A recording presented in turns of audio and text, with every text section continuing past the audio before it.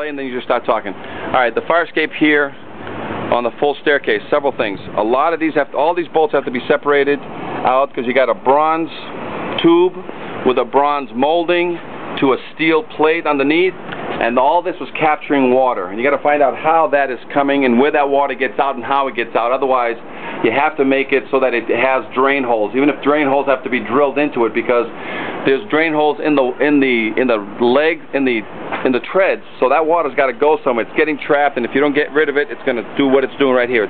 It's increasing the water. This whole channel just needs to be taken out. It looks like it's a handmade channel. It's a 4-inch piece of channel. It's got to get dug out, and a new one's got to be built to put into place. But it's needed, or else the water's going to trap differently in between this. You know, standard rebolting, silicone shutting all connections.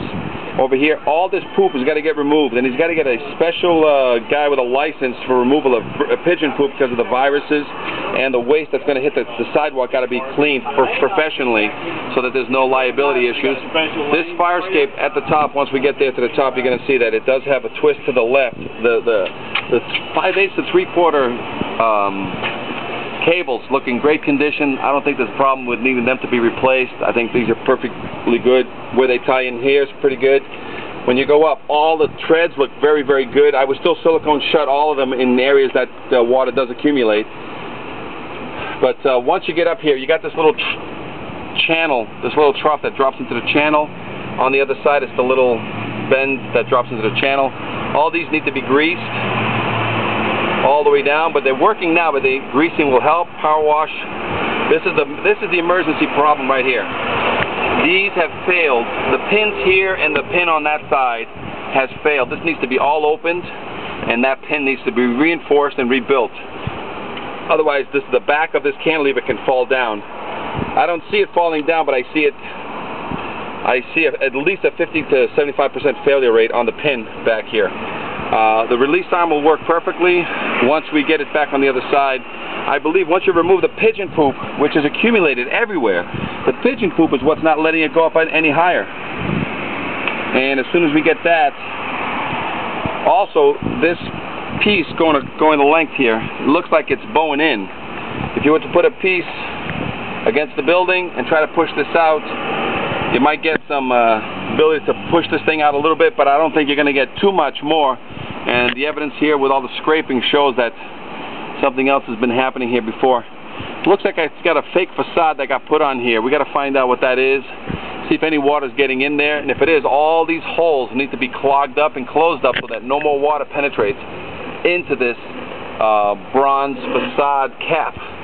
Because if we can at least eliminate that, it'll stop it. I don't think this is structural in nature. This just goes across here because it's offering everything that's structural is that platform back there and this platform back here. So whatever this is, I think it can take a little push without affecting the integrity of this fire escape here. And that piece up there needs to be readjusted. You got a lot of weight on the right side one. It's sort of pulling back because it is at probably a 15-degree diagonal with the cables.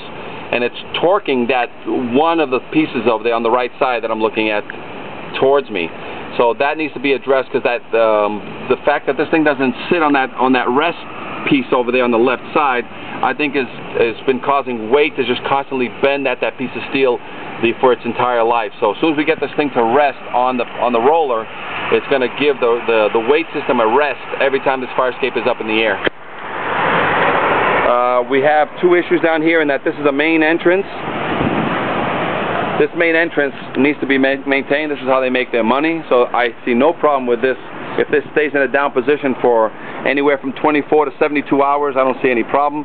This place over here, which is the comedy connection, we got to find out what days they're not open, so that way maybe we can coordinate, because you're going to put some legs on this thing to the ground temporarily while that whole thing gets done. Underneath all this needs to be removed underneath, so that not only can we power wash it for the pigeons, but at the same time put it all back, because you got all kinds of failure bolts throughout, and you got some rot here and there. And, it looks like simple 3/16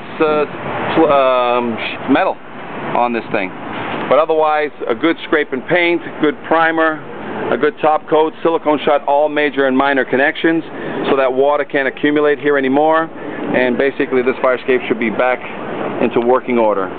In regards to the release over here, that goes inside the building, and if it goes inside the building, we're going to have to involve an elevator company who's going to come in here and deal with the pulley system. So that's not going to be part of the ironworkers deal. That's going to be part of the elevator company, who's going to make sure that everything is greased, all the cables are strong, because it's an internal shaft, that just like an elevator. So I would put that into their category.